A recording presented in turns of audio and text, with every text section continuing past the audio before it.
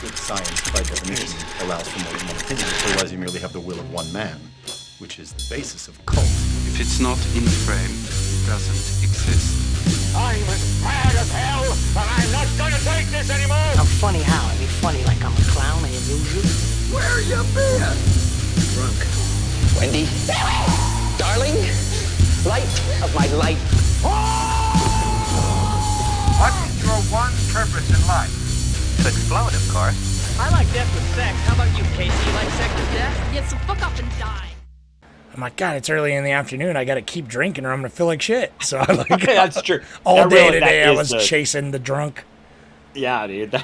That's how it goes. Or you just get real sleepy, and then, yeah. You can't be sleepy on this pod, baby. You got to be awake and alive. You've got to feel the pleasures. I know, or else.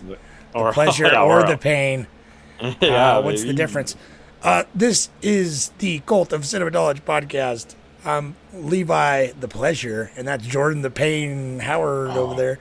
I'm the Pain. I'll give you Leviathan, which is your nickname, so that's like, or kind of. I said that to my wife while we were watching, and I said, hey, well, that's me. And she just is like, I don't know. She ignored me. Yeah, she's like, whatever. She said, don't talk to me. Yeah, she took her headphones out and was like, what?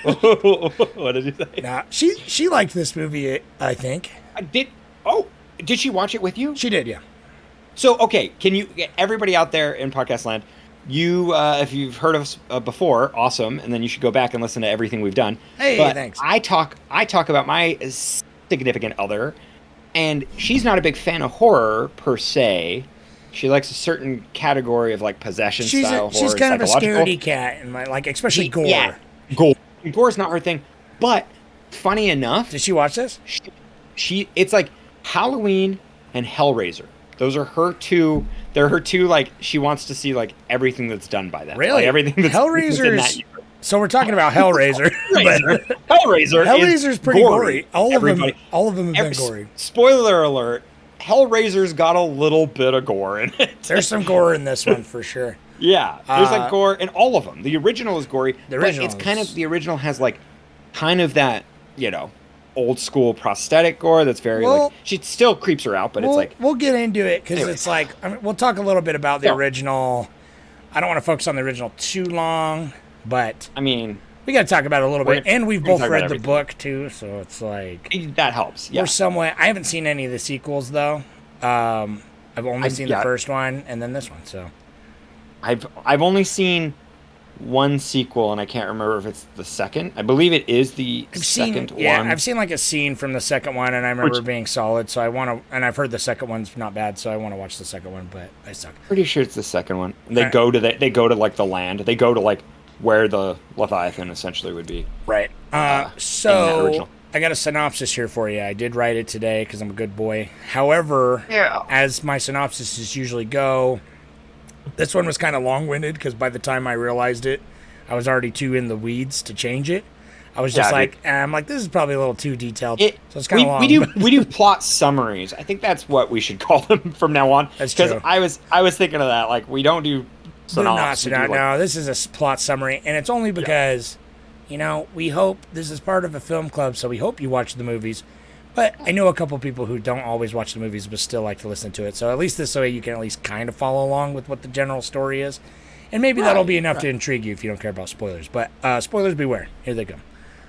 So the newest installment of the Hellraiser franchise opens with Roland Voigt, a billionaire who has explored all the pleasures his earthly flesh has to give. But now he has obtained an ancient puzzle box that once opened demands sacrifices to an evil god. And to its acolytes, these twisted otherworldly creatures are known as Cenobites, and pain is their ultimate pleasure. Years later, a recovering addict by the name of Riley is living with her brother and their two roommates. Travis, a hunky fellow addict, remains a bad influence in her life, despite her brother's concerns. His concerns are not unfounded, however, as Travis soon... Oh, hold on, I fucking suck when I wrote this. As Travis soon has Riley drinking again, and the two of them break into an old warehouse to rob it of any goods that may be waiting. Inside they find the puzzle box, but not knowing its purpose, they return home defeated. Riley argues with her brother and gets kicked out, where she relapses further. Drunk and high, she fiddles with the box, unlocking it and calling forth the Cenobites. Her brother comes to her aid, but is cut on the box, feeding it his blood and becoming the first sacrifice. While Riley is too busy being wasted, her brother disappears, taken by the Cenobites. Soon, she and her roommates are doing whatever they can to find out what happened to her brother, including tracking down Voight's old acquaintances and eventually discovering his estate. They all end up at the billionaire's creepy mansion and find out he was hiding out there all along, living in torment from the wish granted by the audience with God. He wishes to undo his gift and therefore orchestrated for all the sacrifices with the help of Travis, the hunky boy toy, who turns out to be a traitor. A few of them die, and for his trouble, Voight trades his gift of pleasure for one of power, where he ascends into the great beyond and becomes a Cenobite himself. Riley, in the meantime, is offered a choice.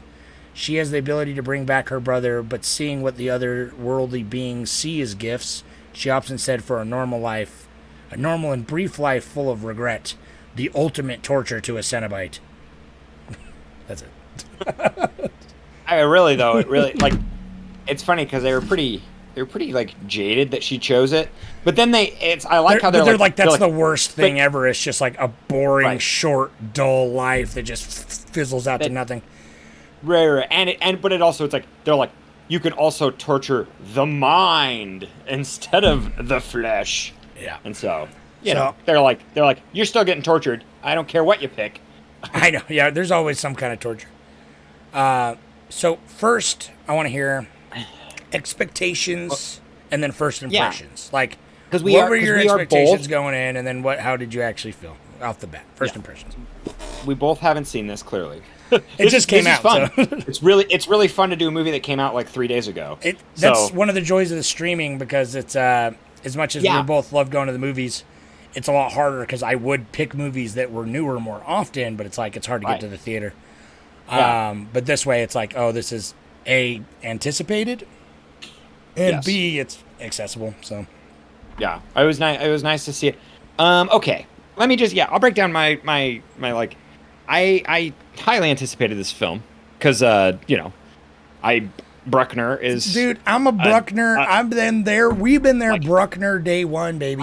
Everyone's like, and I've talked about this before. I feel like in a previous episode, but everyone's like, oh, The Ritual is where Bruckner started his career, and I'm like, no, Night dude, House. The Signal. But yeah, even the Night House. People are like, oh, Night House was great. This is, it's like, and that's what that was his catalyst. And I'm like, Ritual. Yeah, I mean, kind of, but The Ritual is like, I think what really got his name. I feel like not enough people saw Night House, but everyone saw The Ritual because The Ritual was on Netflix.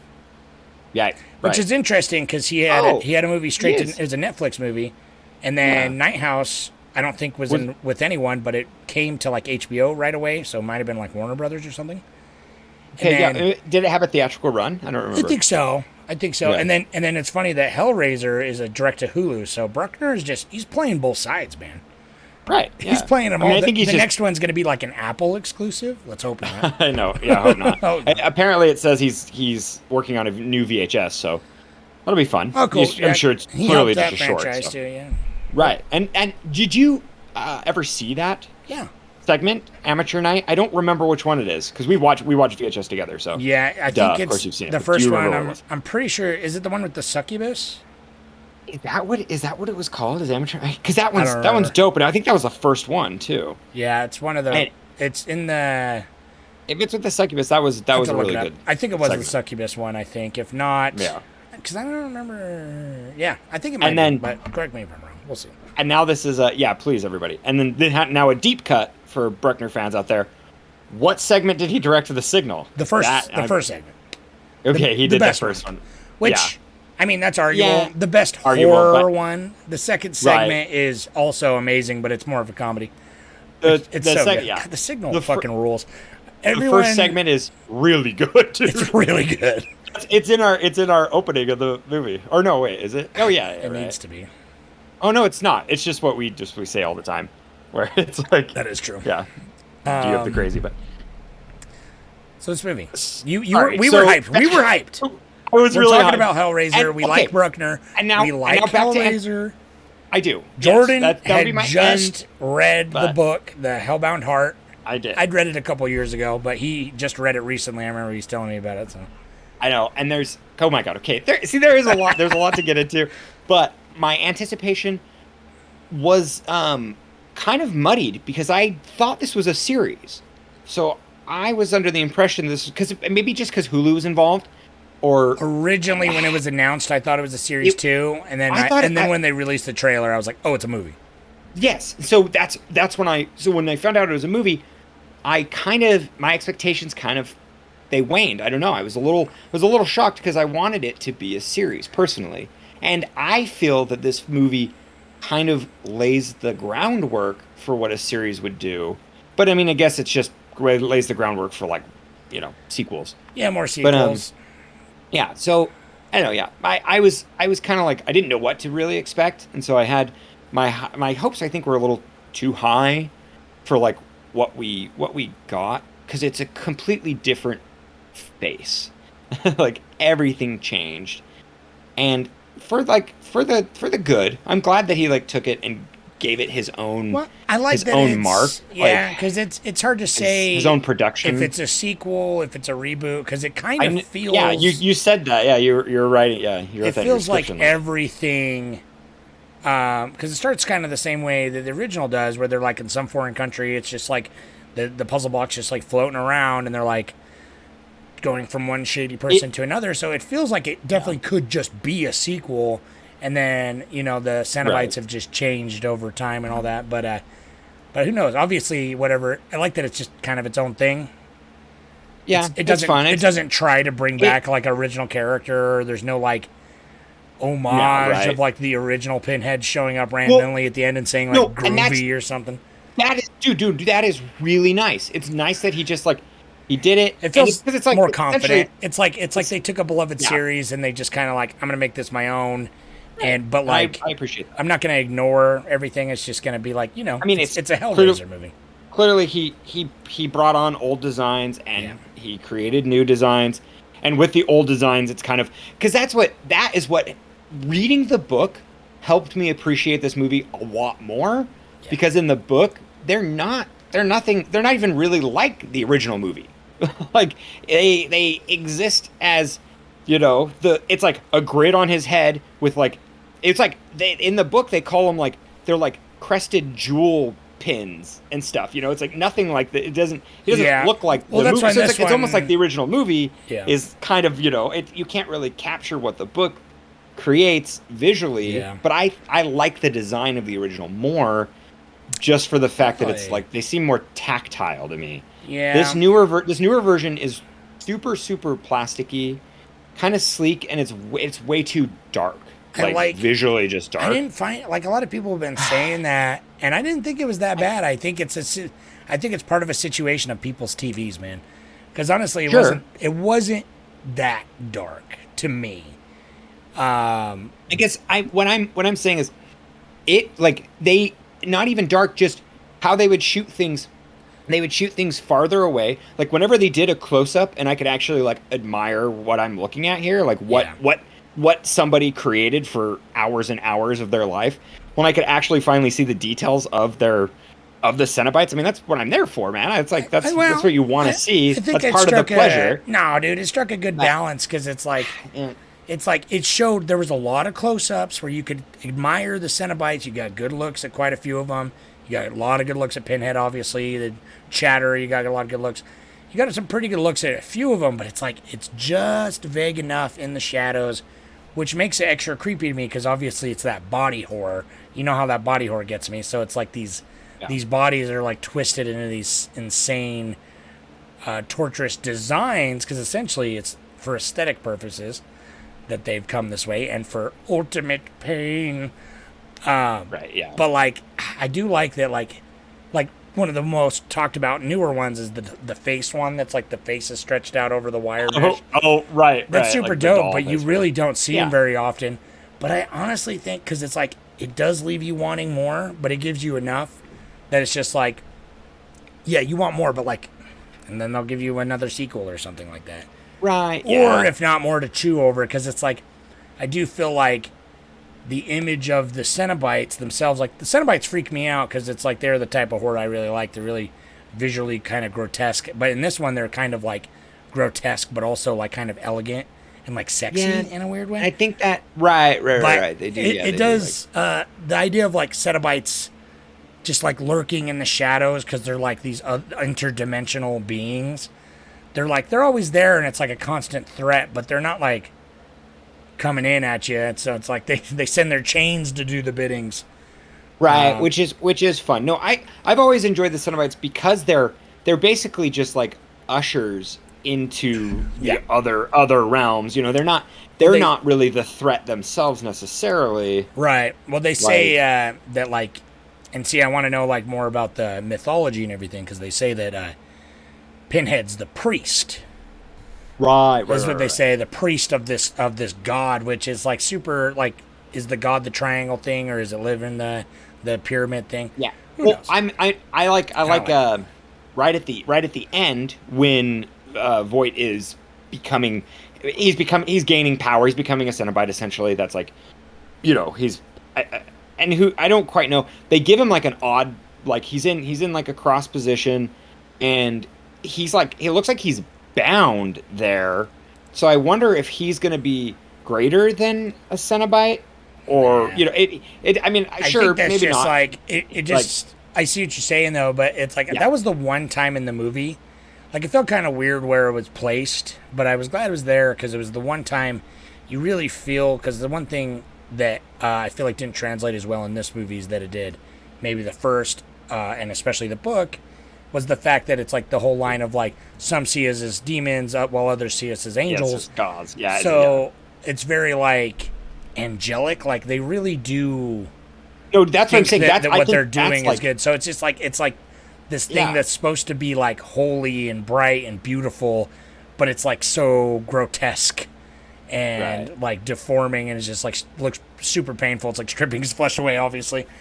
But I don't know. Like I feel like I wanted maybe more of that, like more of that, like because it's like that golden light in the on the cross in the sky. And I think that is like that's the Leviathan. Is like it's just those weird geometric shapes that are just like glowing right, and like they're kind of out of focus, you know. And it's like you just like your glimpse, and you're like that would they captured that. That like you know. Oh my God, what is that? Like Lovecraftian style? Yeah, well, I was going to say, like cosmic horror, because we had talked about this a little bit previously when talking about the book, is we really like the how much more cosmic horror element, because it's like, well, dude, the book is, so, and then so the first movie, it's like hard to film that shit, so, you know, but this I feel like this brought back a little bit more of the like, cosmic interdimensional, like the best parts of this movie were all the transitions into like the nether realm or wherever the fuck it is were sick as fuck. Oh, dude, I loved that. So in my notes I was like that the world itself kind of moving like the box, like it's like everything's like shifting and it like, dude, and the scene in the van was when I really appreciated it. That was really cool. You're right. It's like I like when Voight's assistant, who was like sick, you know, and she gets cut. And, like when she's being wheeled, it's cool Martha. to see. Like, is it Martha? Yeah. No, I just from Succession. I'm like, that's Logan Roy's wife. Oh, the whole time I was watching. I was like, that's what she funny. gets. I didn't realize. Yeah. Oh yeah, she's definitely anyway. She's naughty, but oh crap. Did I lose you? No, you're still there. Oh, okay. The video's wonking, though. Okay.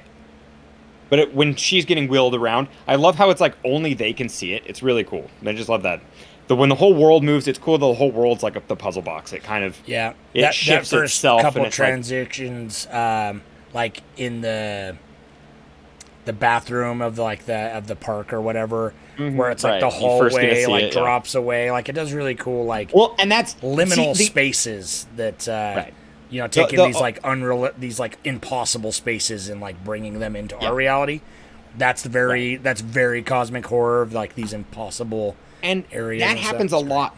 That happens a lot more in the sequel like she has to. It's like it starts like right where the first movie ends, and then she has to get through it. I can't remember the main girl's name, but she has to like get through these like mazes and labyrinths and stuff, and it's like, oh yeah, that's wild. Yeah, there's someone like wearing skin. It's really funny. And so there's that nothing happens funnier than someone wearing someone else's skin.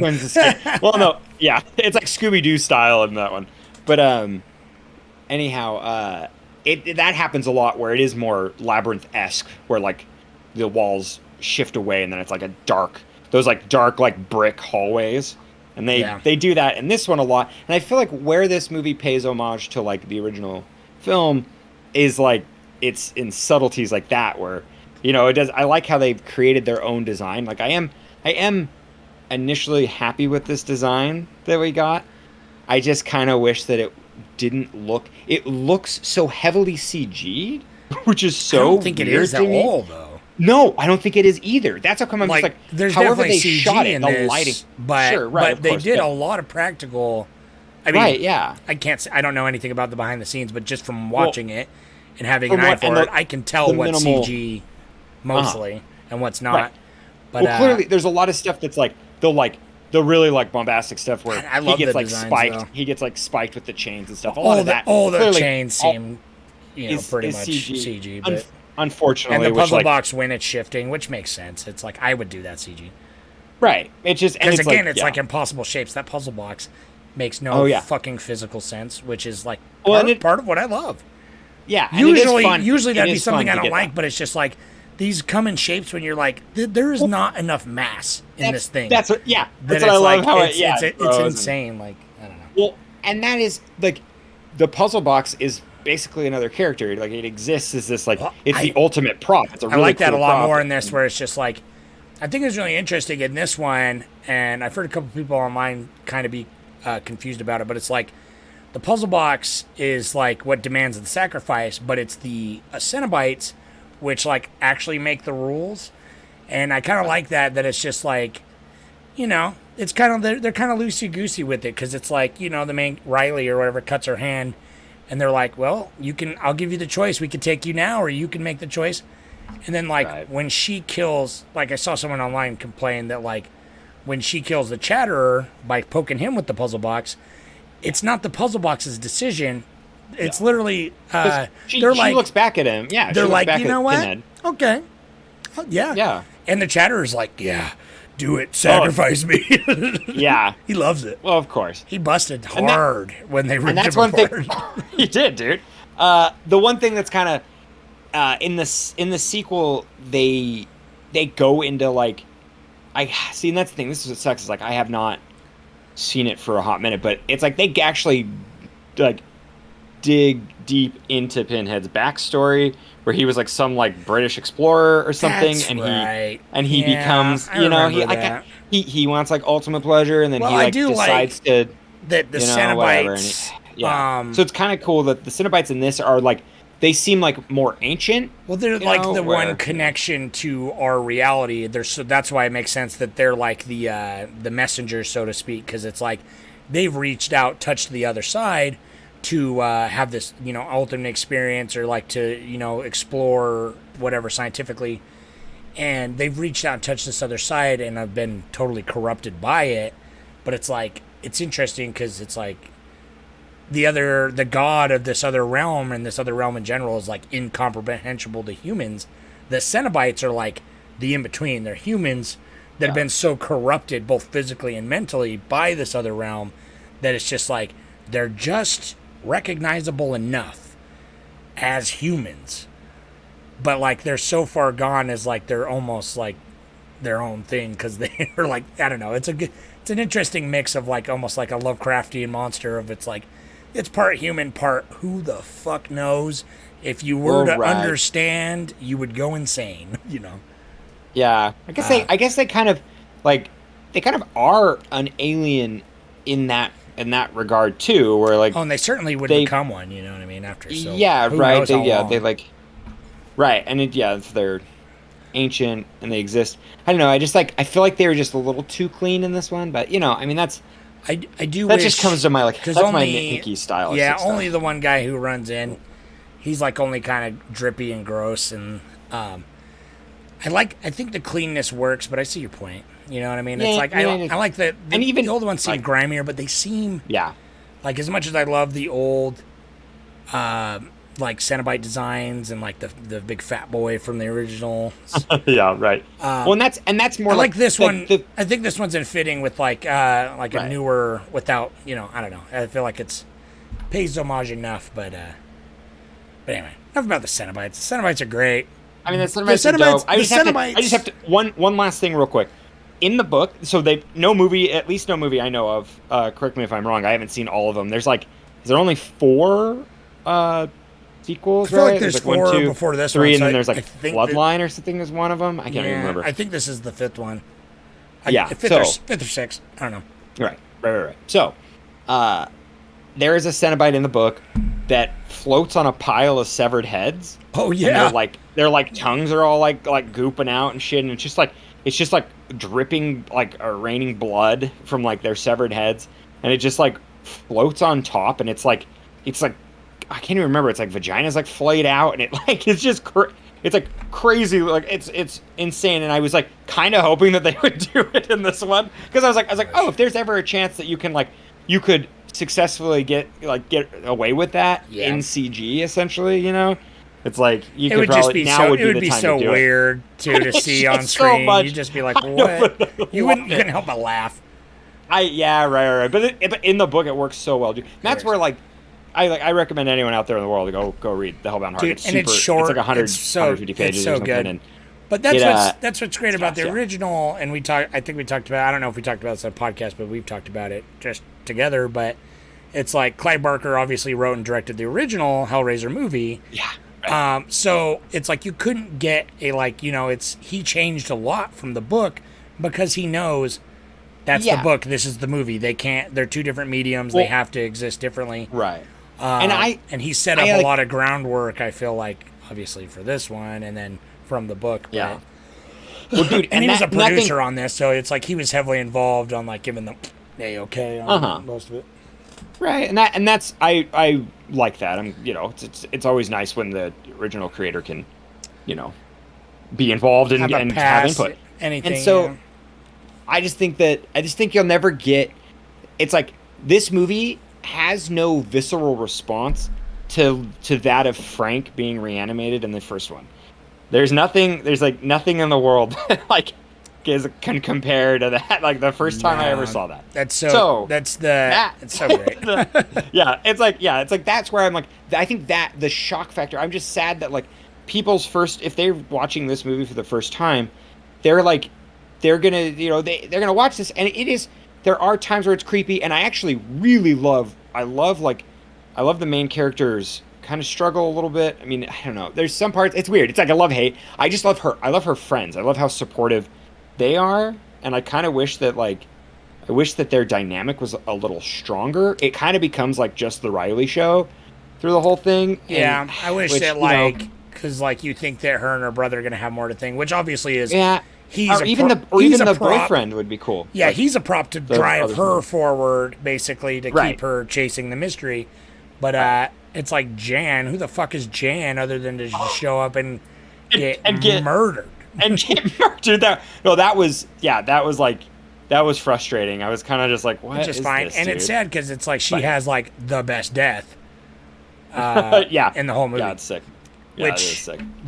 That shot, I gotta say, the needle shot, the needle through the esophagus is so good. Yeah. Watching that again, it's got that when it goes and the pitch changes and stuff. I'm like, that's cool. That's cool. That's fun.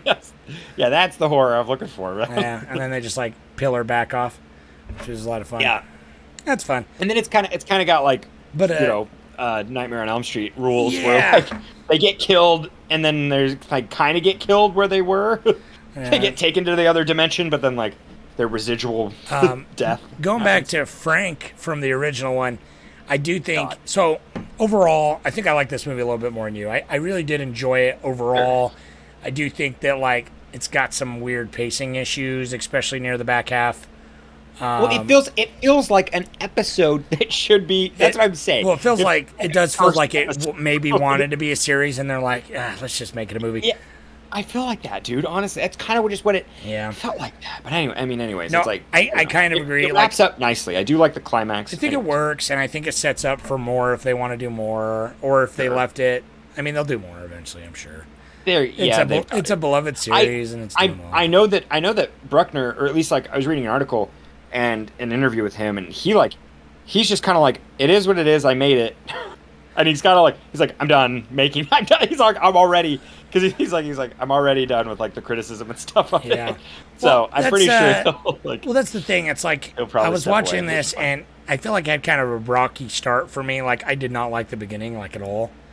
Like the first couple scenes, like the music is so intense when his assistant's like getting the box, and then it like goes to that swanky party, and it's like he's such an evil billionaire, like, and it's fine, like, and it pays off for the plot. Like honestly, it really pays off later, where Voight makes a full comeback. Like it works, but like it felt very like, I don't know.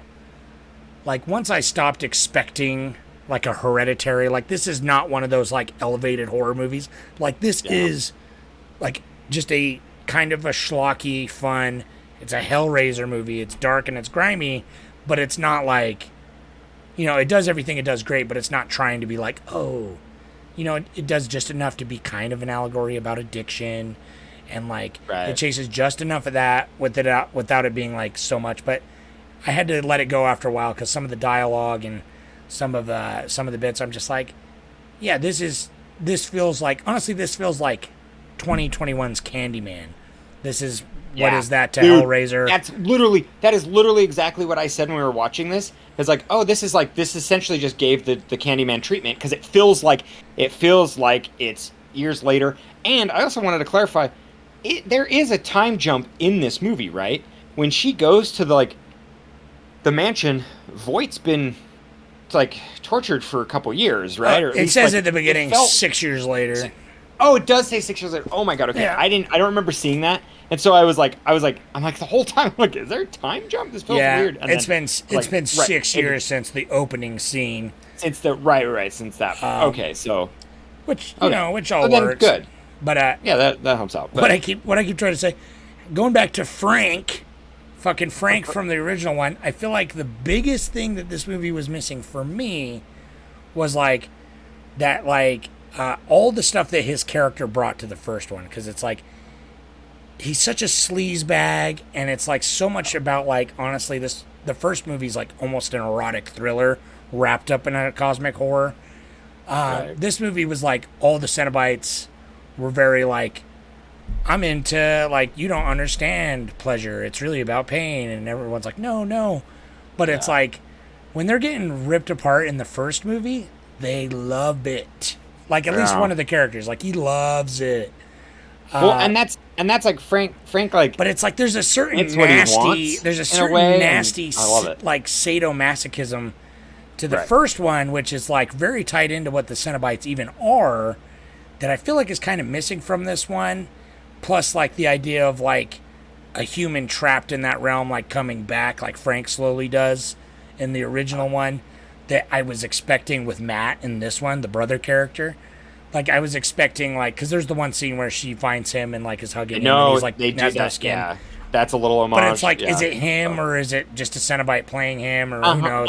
Right. But and it's that's kind of what they try to do with this. I was expecting just make it, like, them go into the realm for a minute terror. and see him, and he's just like, I've seen so many things, like I was waiting for that, you know what I mean? Because it's like, I feel like some of the best cosmic horror movies that deal with things like that always have that moment, like The Void, for example. There's the character, which The Void I feel like is a good, if you watch that. Yeah, totally. And The Void has, like, the guy at the end. He's, like, all skinny. He's like, oh, the things I've seen. Like, he's just, like... and that's got that Lovecraftian element, which I feel like bringing the humans into it, like, they could have really... I feel like they underutilized Voight in this a lot. Where, like, he could have been... No, he's such a... They like, say, I guess oh, he's not supposed to be a bad guy, per se. But he becomes the good guy. Like, he's lurking in the walls, and I feel like seeing him in the walls...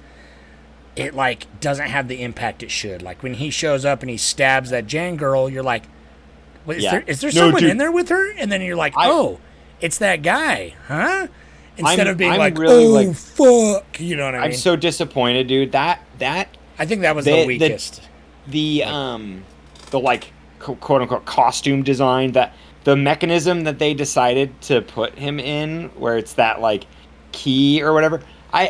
I'm sure. Please, someone out there, let me know if that's how the key was described in a book or in lore or somewhere out there. I think it's cool. It existed, but it's like, it's cool, but it's like really kind of dumb. Confounding. Like, I don't know. Like, I think the idea of it's cool. Sure, no, and of course, the idea of like having the idea like of this big thing sticking out of you, this right elegant thing that like pulls your strings. No, see, in that, in theory, I know, fine, right. But it's in theory fine, but in practice, I was like, okay. Well, because you spend so much time looking at it, being like, "What are you?" Like, well, no, it's A1.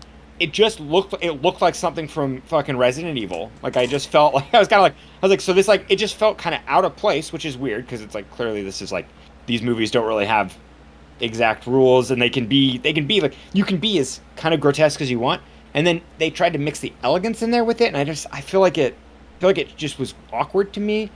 But I do give the concept of it props, because they captured that cosmic-esque horror with him experiencing, like, when every time it clicks, it's like he's like, I'm experiencing like life, every second's a lifetime, you know. Well, it's just so much agony, and it's like physically impossible because like it's through his heart and his spine. Right, and it's like, yeah, like. So it's like obviously it's such like a sawing motion. Yeah, because once it falls out, like his heart grows back and everything. Right. And so it's, but you don't realize it until that point that you're like, oh, that's cool, because it's like, that's such a thing that's like not just some guy could invent that. Like, that had to come from like basically otherworldly magic, and you have that. But it's like, I almost would have liked it if he kind of dug it, but then he couldn't stop coming or something. That's it. Yeah, 100%. Because that's like what Frank did. Frank was in pain and pleasure at the same time. Well, that's what I miss. Like, everyone, and that's what I wanted Voight to be. There's not the pleasure, you know. And then the weakest thing for me about this whole, even that, salute. Even like the design of it and everything, I think was like fine. Every once in a while there'd be shots where it'd show the whole thing, and I'm like, God, that's really dorky. But anyways, when it's just like a front shot of it and it's kind of whirling a little bit, it's cool. But anyhow, the ending, Voight didn't even want to be he didn't want power. He was basically just like, take it away from me, kill me. And then Pinhead was like, nah, dog, you made a. You can have another one if you want, and they're like, and I know Pinhead's like, maybe power, like that. That's actually what you want.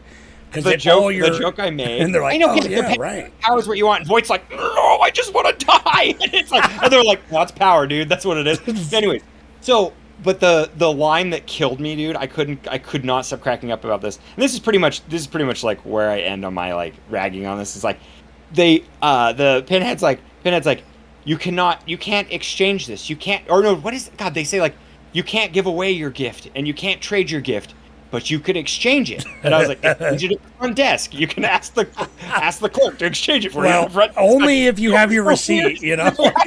Exactly, yeah.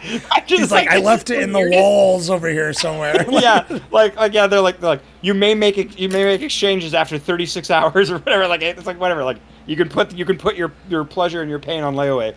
I know. It was just kind of silly dialogue. But anyways, I wish they just said like, it seemed a little rushed. He's really into like, you've experienced all earthly pleasures, which obviously means he's a horrible creep. But like, sure, right, I feel like that didn't come into his character very much, which I guess makes sense because they're like, oh, you don't actually want pleasure. You don't get it. You want power, which I guess is what it's actually. I mean, that makes sense for him, that he's like, oh no, I don't get pleasure actually in the sick deeds. I get pleasure in the power of having power over others. So I guess it makes sense in the end. But I wish he wanted that. I think if they tied in. So dude, the whole time I'm like this fucking, like, you know, Bruce Wayne built a mansion that can keep Leviathan out, keep the god out, and keep the Cenobites out. He built this like multiple dimensional room that like has these like magic iron bars that can stop made me think of them. 13 Ghosts is what it made me think of.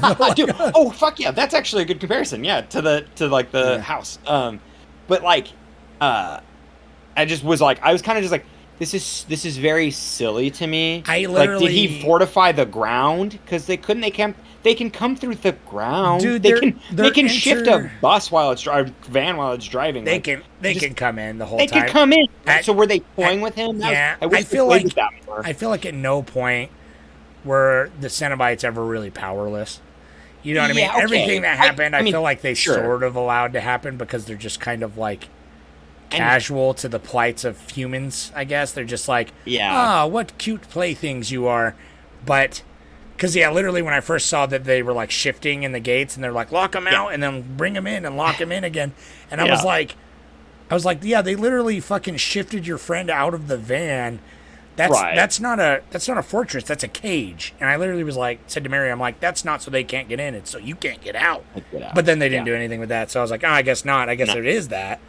But because he said that he said I can't remember what he said. He's like, I got. He brought him in and then he trapped him. He's like, I got your playthings. And they're like, whatever, bro. I think he says it's a cage. He's like, made a cage that can trap him. And then I think it's pretty good overall because it's a Hellraiser. Because at the end of the day, the first Hellraiser movie is like, it's not like it's. I guess it's narratively it's kind of basic too. It's most like the Candyman, I think, as far as like having like these mythical things. But like, Candyman's the bridge from Hellraiser to other slasher movies. It's like you got like Freddy on the hardcore slasher end, but supernatural, and Jason, who's even more grounded, I guess, until you get in a lot of the sequels. Mike. But then you got and then you got Candyman, and then you got the Cenobites and Hellraiser.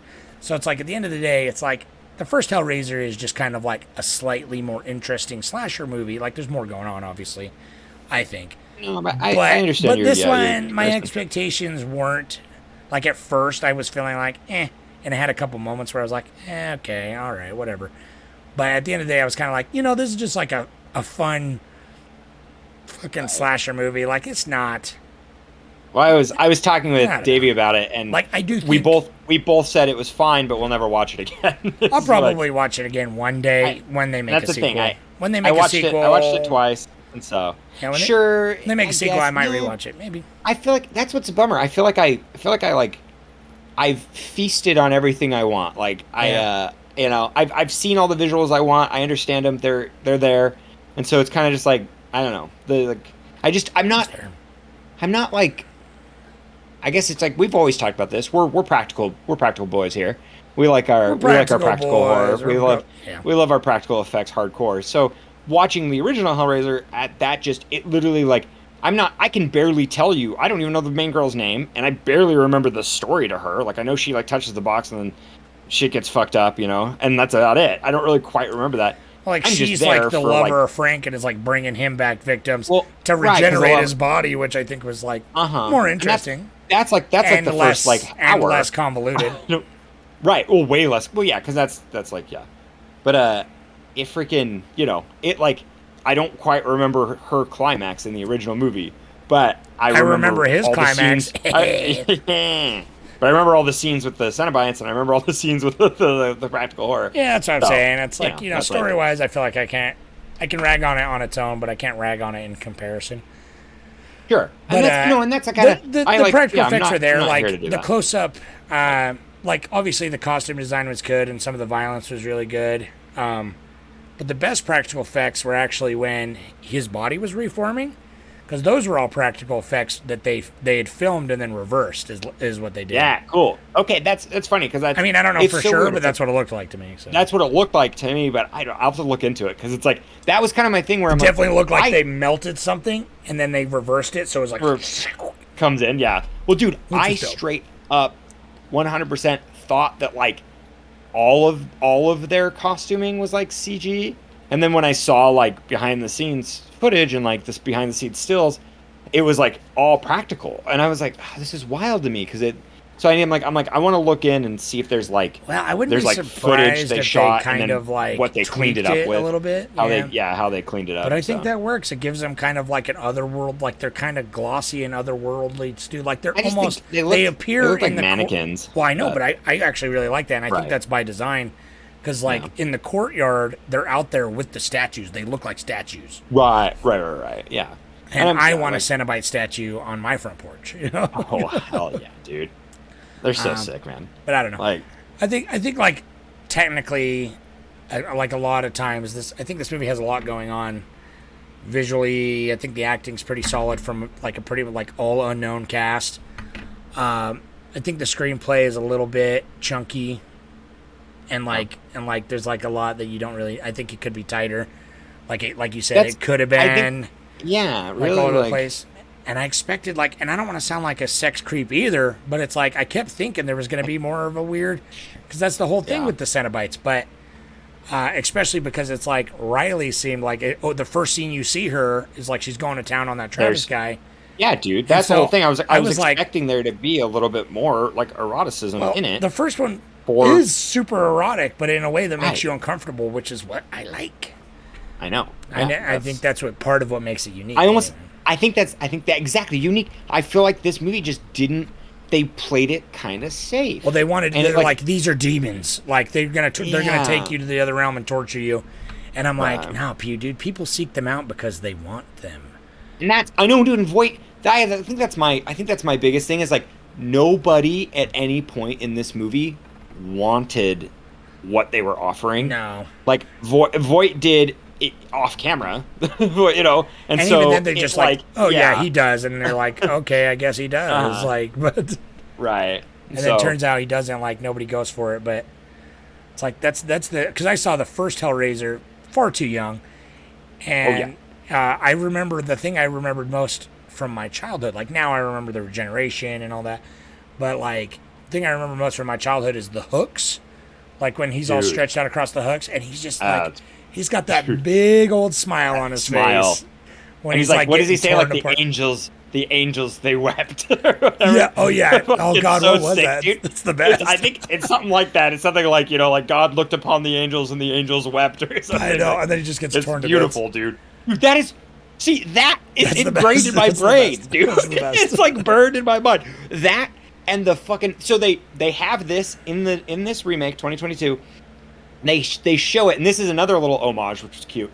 They have the pillar kind of spinning in the background. Yeah, I saw that with all the body parts nailed to it, dude. I thought that was a visually taste. Ingrained.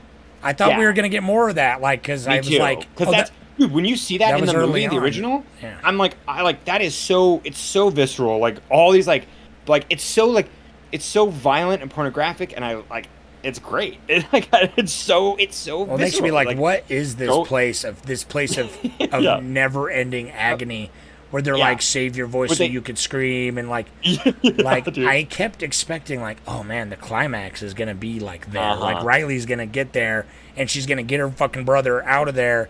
And then there's going to be a twist, and it's not the same. And I thought there'd be more with the brother too. Even they relied too much on Voight and not enough on the They used the brother relationship to drive Riley's character, but then it doesn't really have the payoff. I feel like they could have like had more of a focus on that, and then like less of a focus on Voight orchestrating the whole thing, because they didn't need that. They didn't need Voight to orchestrate the whole thing. It made sense for his motivations and everything as a character on his own, but that's his movie. Yeah, right. Well, it's frustrating because friggin' like Bruckner he's good at creating like fun or fucking dynamic characters. Like in The Ritual, the friends are very lived in. They seem close to each other. Yeah, it's like they're summer exchange. Oh my God, what's that word? Estranged. Yeah. Estranged. And so it's like in the ritual I care about the people I'm watching. Have you seen the Night House? You have, right? I did, but I was doing something else while I watched it, so I kind of don't. I just remember like I liked it a lot, but I need to watch it again. I feel like it was weird. It was really weird. Like I think he's a good filmmaker that kind of has got like some Jeremy Saulnier vibes. I like him. I like him more right now. Oh my God, the guy who did like I think Midnight Mass and whatnot. What's his name again? Oh, Mike Flanagan. Flanagan, yeah. I think I like Bruckner more than Flanagan. I mean, that's yeah. I mean, I feel like they have a similar style. Yeah. I do think the one thing visually that Bruckner is gonna like, he's really leaning into, and he leaned into hard with Hellraiser, was like he does do like weird camera optic tricks. Like he does, and like with the sets morphing. So it's like in the Ritual, you know, there's the grocery store in the woods, the convenience store coming in, and then in Night House is full of that weird shit of like the shadows lining up to create faces and stuff. Oh, that's right. Yeah, that's right. That's right. That was cool. Yeah. This obviously has got like all the like weird, crazy, shifting environments. Well, it worked so well, dude. The fact that like you would watch the box move, and then you would see like the ground open up, and it would like shift. Well, there's like, the one part you see the Cenobites walking out of the ground. Walking out of the ground. That was cool. Yeah. Deep down, you can see like it's like all the staircases like upside down, like that painting. Yeah, like that's cute. I don't know. It's just that's that extra Lovecraftian bit, but I do think as much as I liked this movie, which I thought it was pretty solid overall, and I enjoyed it overall despite its little flaws. I do still think I like his other movies more. I think they're better. Oh, totally. But I'm not mad that this movie. I'm glad this movie exists, and I want him to keep making stuff because I feel like now is the time. I feel like if he keeps, I'm really rooting for him to pump out like like a masterpiece. You know, I want him to be like an Ari Aster. You know, I want him to like do something. He's all his stuff before this is original, right? I would imagine. Yeah, I think so. Or at least, at least like those, like the three. Well, the Ritual's based on a book. Ones. Oh, okay, it is. Yeah, the Ritual's the book. I don't know about the Night House. Signal, obviously, is bro. Yeah, obviously, bro. Signal, yeah, Signal's theirs, but anyway, this movie's alright. I guess I didn't know the Ritual was a book, but yeah. Man, I'm excited to see more of his work. I want him to do to not do a sequel, which you said he's not gonna. I want him to just keep making shit, you know what I mean, and not get pigeonholed, because that's the thing I was hoping for Mike Flanagan too, but he keeps getting sucked into like these huge miniseries now, which I feel like. Which are fine. Don't get me wrong. I like that. It's a good medium, I think, for him. But I'm just like a cinephile. I want a good movie. You know, like it's harder. At the end of the day, I think it's harder to make a movie because it's like you have to be, have to edit yourself to like get these ideas. You know, a lot of these ideas like turn into these huge epic things, and it's like, but I want to flesh them out, and you know, sometimes they deserve it. But there's a lot to be said about something that can be, you know, tight and lean and clean and tell an effective story in under 2 hours or whatever. There's different, you know. And don't be scared of a 3-hour movie. The new Terrorizer is like 2.5 hours. So, did you hear about that? What? Or Terrifier? Yeah, that's what I meant. Terrifier 2? Yeah. Is it? Yeah. Oh, yeah. That's right. Huh? It is supposed to be like 180 minutes or something. It's like 2.5 hours. Yeah. Anyhow, that's already out. I'm excited to see that. But me too. Can you read some Reddits? We got. You know what? I bet I can. We got some. But while I find that, you got a money minute rocked up for us. I mean, there's probably no box office yet, but I'm curious the budget. I don't know if there's gonna be any. Well, it's hard to say because this can't be the only movie we've done that's only streaming so far. It can't be. Dude, that's wild. This is our first. Dude, this is our first. Like, I don't know. I mean, no, there's no way. There's so many streaming movies now. I guess no, maybe. dude. I guess maybe. This is the first movie that we've ever done that. Yeah, exactly. That isn't even. That's. You know, it hasn't even had. I mean, it's only been out for like 4 days or whatever. So. That's what I mean. It's like. Let's see. I don't know if it's gonna give me. Let's see real quick. I can pop over here real quick. I can tell you in 2 seconds if it's gonna have anything posted. No, dude. No, there's no budget release yet for it. That's wild. Yeah, I guess nothing. Yeah. I can tell you the OG Hellraiser was 1 million. Nice. So what they got away with for $1 million, dude, bucks, yeah, is so fucking good. Like obviously $1 million went farther in the 80s, but man, that's pretty impressive. That makes me, dude. So then look, $5 million Dude, the original was for 1 million and it grossed 14. Nice. So that's great that's though. And not to mention like massive cult status. Like this movie is a game, like it's a whole thing, you know. Yeah, and I think it's wild. How come, man, Bruckner just hasn't gotten over that hump? It's like I want him to. It's like I want his Clive movies, he Barker makes to a make good- more movies and write more shit too. I've only read a handful of Clive I know, I Barker, need to which get- has been hit or miss, but I do like him, so I should get more into him. But I need to get- all right. I got a couple Reddit, so calm down.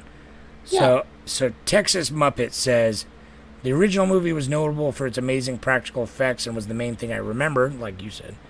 I'm not sure to what degree of practical versus CGI was in this version, but it was appropriately gory for the franchise without it trying to one-up the first one with CGI or else do a full-on shot-for-shot practical effects gore repeat. Very much a movie about addiction and don't have any strong opinions in that, but could be swayed by others that do. Overall, I enjoyed it, though. It wasn't the same experience as the first one. Agreed. I like that. The one thing that I think's funny, real quick, is about addiction. There's the part after she like gets explained everything, and like it's like she just found out. I think they kill after the first Cenobite gets like she kills him. You know, the chatter one. They come in and they've got like pills, and she like looks at the boyfriend and like, you know, and it's like that mournful look of like, I could take these drugs right now, but you know, that would be a crutch. But it's like, I'm like, you could just take the drugs. You just found out like God exists, and it's a hellish nightmare. Yeah, I was laughing at that nobody's scene. gonna judge. I know, and they're like, no one's gonna judge you. Yeah, that's fine. It'll just probably mess you up though, slow you down. Lizard Man's Pyramid said, I liked it. Same gore and torture vibes with bad stuff happening in imaginative ways. It answered a bunch of lingering questions from the original about just what the fuck Cenobites are and about why an earthly person wouldn't just allow their existence to fade away from memory. I guess the old sequels tried to do that too, but I don't know. I thought this was more organic, good production design. I liked the gold, steel, and pearl motifs, which I do. I like the... It's like royal. It's like almost royalty. Art Deco. It's like royalty, you know, like you said, because the pinhead in this one's like actual, like these huge pins instead of like grotesque, crude nails, which is, you know, visually striking.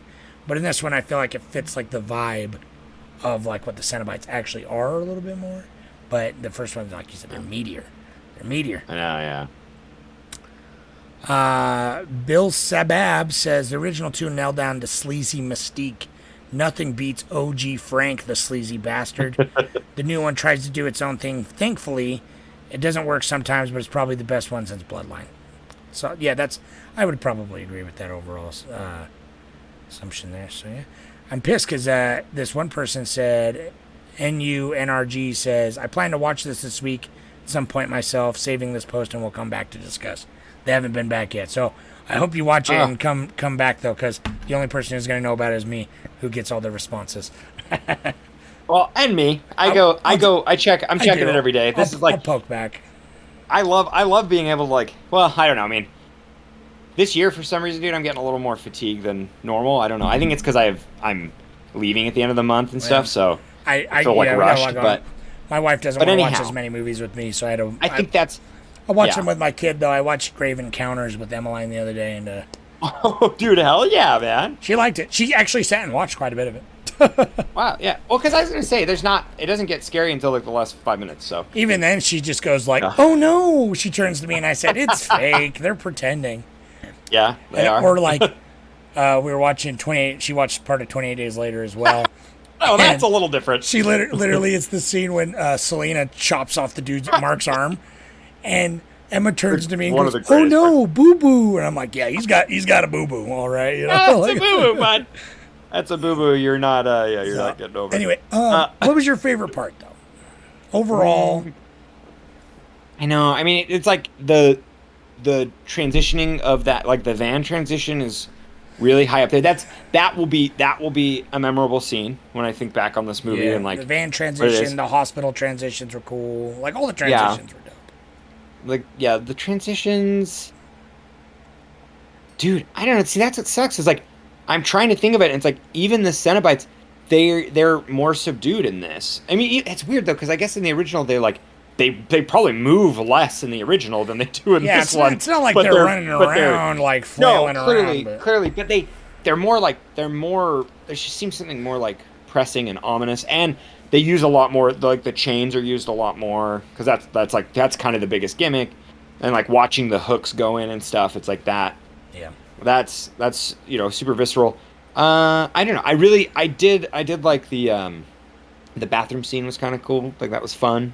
I thought it was cool. I wanted I felt that it built up the reveal of the Cenobites kind of well. Like, because you only get like little tastes as it goes, and like. Yeah, it was blocked really well. That was good. Yeah. I don't, dude. The van scene is probably the most memorable. Yeah, is the van scene, and then the shot in the esophagus. I thought was fucking sick. Oh, right, yeah. That whole scene was good, but I think the van scene's probably my favorite scene. But another scene I want to shout out because we didn't talk about it at all is how Travis ends up getting killed with like all the wires wrapped around his skin, and then he gets just pulls and skins him. Yeah. It's fucking brutal. Like, it looks good. I wish they just fully committed, but like it's just like they just like peel his fucking bicep off and everything, which is a lot of fun. So, yeah, it's good. Yeah, that's cool. What was his motive? Money. I don't know. It was lame. That was stupid. Yeah, that's what I'm saying. That's really stupid. The weakest part about this whole movie was like, oh, Voight's the guy who orchestrated the whole thing, and Travis was in on it. Like, I don't know. It wasn't like an aha moment like it wanted to be.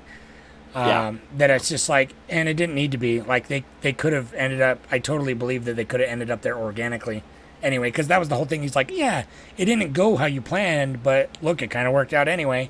It's like, well, then why bother? You know what I mean? As a screenwriter, why bother? I was really sad because I wanted Riley as a character to progress in the box and open it up, and then have to make a larger decision. I like that she rejects it again, but it's not kind of like it seems kind of like a last thought. It just seemed kind of like it's not as weighty because it's like again we didn't get enough with the brother to really appreciate it. Like it's all assumed that like he's the one, like he's the responsible one, he's the one holding her together, and so we get that.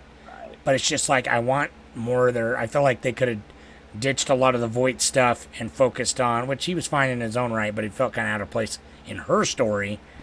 The fact that they both got things at the end is proof that they both could have been just their own things. But I wanted her to have more of a real impactful, like it was a hard choice to like turn him away, but she was like, you know what? You guys are gross. I'm going to just go ahead and just not do any of it. It kind of was. Yeah, it kind of was her just being like... This is like... Because it's classic. The whole thing's classic monkey paw, you know? You make a wish and it's like, careful what you wish for. I was thinking, I just said like, I'm like, these guys are essentially like djinns. Like they come down and they love a contract and they love you to decide something because then they get to think of the most twisted way to grant your wish. Yeah. And it's so cool. And then Voight just getting like power is just kind of weird to me. But anyways, we'll see. I think it's like that's like fairly ambiguous. I like that like the Cenobites actually have the motivation. Like they feel like they're really offering what they're like. They really feel like it is a gift. Like I feel like they don't feel like they're tricking anyone. Like they're like true. They're like no. What are you talking about? Pain's awesome, man. You don't want this pain. Look at me. Well, look at me. My head's full of pins. I think that's like the original aspect of it. Like that is the main thing where it's like you want pleasure. Pleasure is just sensation, and what is like a greater sensation to flesh than like pain, you know? And so it's just like when you're coming to seek you want to fill the universe, you want to fill everything. It's like they're like, well, your little sponge body's gonna fill all the pain. I know. Frank becomes the room. He literally oh my god! In the book, he's like that. Go read the book just for that. Every description of Frank filling something is out of this world. It's like a whole chapter of just explaining how he like fills the air. It's amazing. And honestly, in the book, it's like I want more that fleshed out. You know, because it's almost like haunted house vibe because he gets like so He's so torn asunder. His atoms are like scattered through this house. that like he feels everything at all times in between realms. That it's like it would be a cool haunted house movie that just like is like that. I know. Yeah, I don't even know how you'd get that. Anyway, no Travis today. That's all we have to say about this. I think we got It does throw off our flow though, because it's like we got the Reddit. I know, right? I know. Yeah, without Travis, I missed it. I think he's now officially in Mexico right now. So, have fun, Travis, on your little trip. I hope you have fun. We're saying. What is our next movie? We'll say we planned it's going to be Mad God. Is the next one. Mad God. That's right. Hell yeah, baby! I'm excited about that. But Mad God. So Travis, if you can give us a phone call if you're able to watch it. I don't know if you got the ability, but anyways, I wanted to say if you liked this, you should watch another movie that's on our list. So lucky for you, you can go watch it. Is Under the Skin. I feel like that. Oh God, I forgot we were watching Under the Skin this month. Yeah. Under the Skin gives you the same. Under the Skin captures that cosmic. Yeah, that's how come I compare him to Aliens. Is because the whole time I'm watching these Cenobites, I felt like they were kind of like the Under the Skin design in a sense, like the Under Skin, like, trying to grasp that whole realm. So, anyways, that's my. If you like this, go watch this. Fortunately for you, you can if you're following us on Horrortober. Mine's The Void, which you should go watch too. Yeah, The Void's sick. Did we've watched that for the pod, didn't we? We watched it for Halloween. It might have been the first year, yeah. I think so. 2 years ago. Yeah, maybe anyway, go listen to that if you want. Continue watching the movies on the Reddit. Yeah. I think, I don't remember what's tomorrow. Maybe it's Wolf House. But the next movie we're doing for the podcast is Mad God. But, like we've said before, we are going to do all the movies. So watch whatever ones you want. Still comment. We'll still probably ramble off some comments and totally do a whole thing. So I'm into it. Yeah. I'm in the weeds. I'm thick in horror movies. I'm still like we've been watching like a lot of horror movies outside of this too. And it's kind of fun. Simpsons has all their Treehouse of Horrors, so we're going through those. Yeah, Pablo was over here the other day and we were watching those. Yeah, hell yeah, dude. It's been pretty fun. I've been only watching the Halloween episodes of like Bob's Burgers with my daughter same, too. Yeah, the community Halloween episodes and shit. Yeah. We've been going through all the Halloween stuff. If you want to call in, just be a little message leaver. That would be dope. You can call us at 801-613-1501. Leave a message about your horror movie journey. I don't know. Your journey. Yeah. You can talk about any horror movie you want. We'd love to hear it. Yeah. All right. Good talking to you, everyone. Thanks for listening. Comment on the Reddit. Tell us all your goofy thoughts and opinions. And check out the Insta Snarf, and thanks to our Patreons who are able to watch all these movies, being Patreon users. You guys rock. I know, if you go to Patreon, you join, you can get the Plex, and that grants you all the movies we've been watching. Got all the movies on the Plex, so if it's the ones that are harder to stream, I got it. Yeah. All right. Yeah. Thanks for listening. Righty. Thanks, everybody. Bye.